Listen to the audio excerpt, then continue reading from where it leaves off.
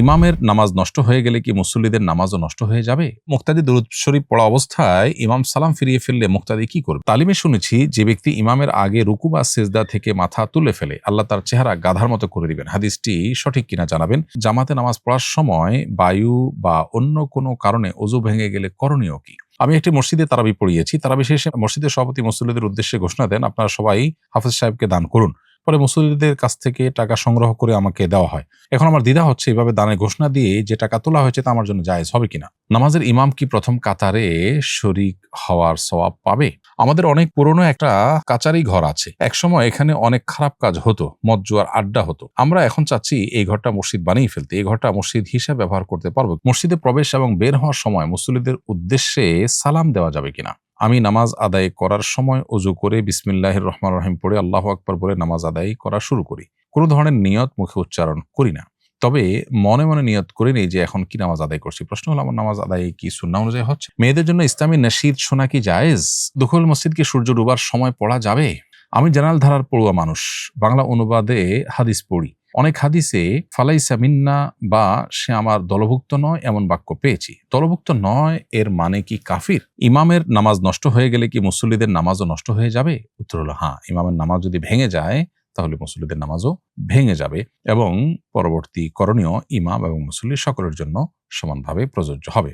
অর্থাৎ নামাজটা দোহরানো, পুনরায় পড়া ইমামকেও দোহরাতে হবে, মুক্তাদিকেও দোহরাতে হবে। এর মানে এই না যে ইমামের ওযু ভঙ্গ হয়ে গেল, তার নামাজ নষ্ট হয়ে গেল, বা ইমামের ওযু ছিলই না, যার ফলে নামাজটা আবার পুনরায় পড়তে হবে। এখন মুক্তাদিদেরও ওযু ছিল না, ধর্তব্য হবে এমন না। নামাজ হওয়া না হওয়ার ক্ষেত্রে উভয়টা সমান হিসাবে বিবেচিত হবে। মুক্তাদি দুরূদ শরীফ পড়া অবস্থায় ইমাম সালাম ফিরিয়ে ফেললে মুক্তাদি কি করবে? উত্তর হলো, মুক্তাদি দুরূদ পড়া অবস্থায় সালাম যদি ইমাম ফিরিয়ে ফেলেন তাহলে আর এক দুই শব্দ বাকি আছে এমন হলে সেটা শেষ করে তারপর সালাম ফিরাবেন।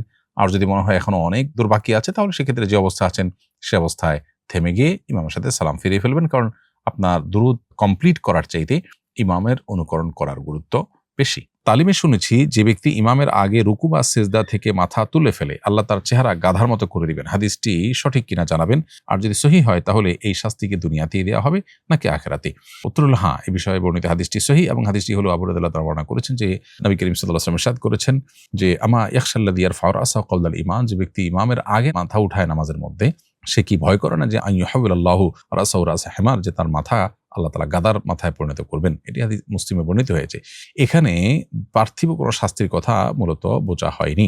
এটা মূলত আশঙ্কার কথা বলা হয়েছে। বাস্তবে দুনিয়াতে বা আখিরাতে তার মাথা গাধার মাথায় পরিণত করে দেওয়ার আশঙ্কা আছে। সে এই ভয় থেকে তাকে সতর্ক করা হয়েছে। হাদিসের উদ্দেশ্য হলো মূলত যেন কেউ ইমামের আগে উঠা বসা না করে, বরং ইমামকে অনুসরণ করে। কারণ ইন্নামা জুইলাল ইমামু লিইউতাম্মা বিহি, ইমাম আল্লাহ তাআলা বা শরীয়ত ইমাম ধার্য করেছে তাকে অনুকরণ করার জন্য। অতএব নিন্দনীয় কাজ হলো ইমামের আগে পরে উঠা বসা করা। সেই বিষয়টিকে ভয়াবহতা বোঝানোর জন্যই বোঝানো হয়েছে যে এটা মানুষের চেহারা গাধার চেহারায় বিকৃত হয়ে যাওয়ার মতো শাস্তি পাওয়ার উপযুক্ত। জাস্ট এরকম একটা ভয়াবহতা আছে যে উপযুক্ততা সেই লেভেলের যে শাস্তি দিলে আল্লাহ তাআলা এটা হতে পারে।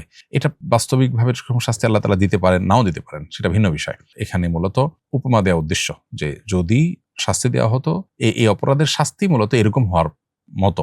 অতএব সে ভয়টা হচ্ছে যদি আল্লাহ শাস্তি দেয়, এখানে সতর্ক করা উদ্দেশ্য। ও আক্ষরিক অর্থে ওই শাস্তি হয়ে যাবে সে বিষয়টি হাদিসে চূড়ান্ত করা হয়নি। তবে বিষয়টা ভয়াবহ এবং এরকম শাস্তির উপযুক্ত হওয়ার মতো বিষয় হওয়ার কারণে ইমানদার আল্লাহর ভয় সেটা থেকে সতর্ক থাকবে। জামাতে নামাজ পড়ার সময় বায়ু বা অন্য কোনো কারণে ওযু ভেঙে গেলে করণীয় কি? উত্তর হলো যে আপনি জামাতে নামাজ পড়ার সময় যদি কোনো কারণে ওযু ভেঙে যায় তাহলে সেক্ষেত্রে আপনি নামাজ থেকে বের হয়ে বাহিরে এসে আপনি ওযু করে আবার বাকি যে নামাজগুলো আছে সেগুলো কন্টিনিউ করবেন। অর্থাৎ আপনার এটার জন্য পরিপূর্ণ নামাজ আবার নতুন করে পড়ার দরকার নেই। আপনি 2 রাকাত পড়েছেন বা দ্বিতীয় রাকাতের মাঝামাঝি আছেন, রুকুতে বা আছেন বা দাঁড়িয়ে তেলাওয়াত করছেন বা বৈঠকে আছেন, এই অবস্থায় আপনার ওযু ভঙ্গ হয়েছে। আপনি চলে যাবেন, কারোর সাথে কথা বলা যায় শুধু ওযু করে আবার আপন জায়গায় ফিরে যে জায়গায় ছিলেন সেখান থেকে আবার নামাজ কন্টিনিউ করবেন। আর যদি জামাতে নামাজ হয় তাহলে ফিরে এসে ইমামকে যে অবস্থা পান সেই অবস্থায় পড়বেন। এর মাঝে যদি 1 রাকাত পরিপূর্ণ মিস হয়ে যায় তাহলে সেই রাকাতটা আবার আপনি মাসবুক হিসেবে আদায় করবেন। আর যদি মিস না হয় তাহলে সেটার কোনো কথা নেই, সেক্ষেত্রে আপনার নামাজ হয়ে গেল। আমি একটি মসজিদে তারাবি পড়িয়েছি। তারাবি শেষে মসজিদের সভাপতি মুসল্লিদের উদ্দেশ্যে ঘোষণা দেন, আপনারা সবাই হাফেজ সাহেবকে দান করুন। পরে মুসল্লিদের কাছ থেকে টাকা সংগ্রহ করে আমাকে দেওয়া হয়। এখন আমার দ্বিধা হচ্ছে এভাবে দানের ঘোষণা দিয়ে যে টাকা তোলা হয়েছে তা আমার জন্য জায়েজ হবে কিনা। প্রথম কথা হলো যে খতম তারাবিতে কোরআন তেলাওয়াত শোনানো হয়, এটার বিনিময় গ্রহণ করা উলামায়ে কেরামের মতে জায়েজ নয়। দ্বিতীয়ত হলো যে এইভাবে ইমামের জন্য মানুষের কাছ থেকে ইমামকে দান করেন বলে টাকা তোলা খুবই অপমানকর একটি পদ্ধতি। মসজিদ কমিটির লোকদের উচিত, দায়িত্বশীলদের উচিত এই বিষয়গুলোতে আরো দায়িত্বশীলতার পরিচয় দেওয়া। নামাজের ইমাম কি প্রথম কাতারে শরিক হওয়ার সওয়াব পাবে? প্রথম কাতারে শরিক হওয়ার সওয়াবটা মূলত মুক্তাদিদের জন্য, এটা ইমামের জন্য প্রযোজ্য নয়।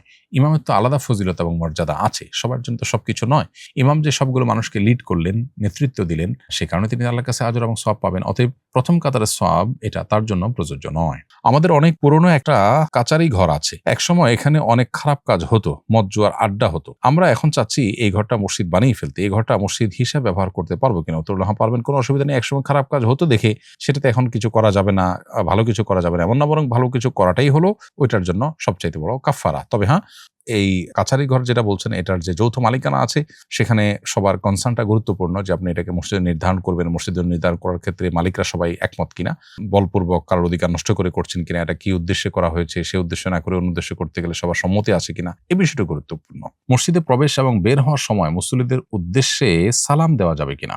উত্তর হলো হ্যাঁ, সালাম আপনি দিতে পারবেন মসজিদে প্রবেশের সময়, মসজিদ থেকে বের হওয়ার সময়। এই সময়গুলোতে মুসল্লিদের উদ্দেশ্যে সালাম দেওয়া মৌলিকভাবে জায়েজ।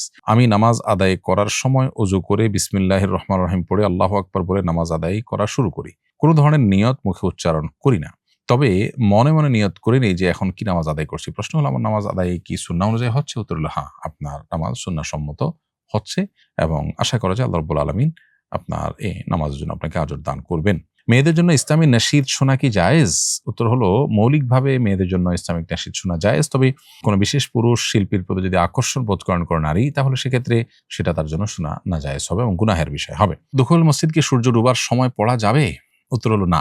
সূর্য উঠা, সূর্য ডুবা এই সময়গুলোতে নামাজ পড়া সম্পূর্ণ নিষিদ্ধ, বিধায় এই সময় দুখুল মসজিদে নামাজ পড়া যাবে না। আমি জেনারেল ধারার পড়ুয়া মানুষ, বাংলা অনুবাদে হাদিস পড়ি। অনেক হাদিসে ফালাইসা মিন্না বা সে আমার দলভুক্ত নয় এমন বাক্য পেয়েছি। দলভুক্ত নয় এর মানে কি কাফির? এ জাতীয় বাক্যের উদ্দেশ্য জানতে চাই। খুবই গুরুত্বপূর্ণ একটি প্রশ্ন। কোরআন এবং হাদিসে এরকম অনেক জায়গা আছে, বিশেষ করে নবী করিম সাল্লাল্লাহু আলাইহি ওয়াসাল্লামের হাদিসে বেশ অনেক জায়গায় বলা আছে লাইসা মিন্না মান ফাআলা কাযা ওয়া কাযা, যে অমুক কাজ করলো সে আমার উম্মত নয়, যে এই কথা বললো সে আমার উম্মত নয়। এই জাতীয় কথাগুলো বলে তাকে কি ইসলাম থেকে খারিজ হয়ে যাওয়ার উদ্দেশ্য নবী সাল্লাল্লাহু আলাইহি ওয়াসাল্লামের? উত্তর হলো এই ধরনের বাক্য সাধারণত বিশেষ কোনো কাজের নিন্দা বা সে কাজের খারাপ দিক এবং ভয়াবহতা বোঝাবার জন্য বলা হয়ে থাকে।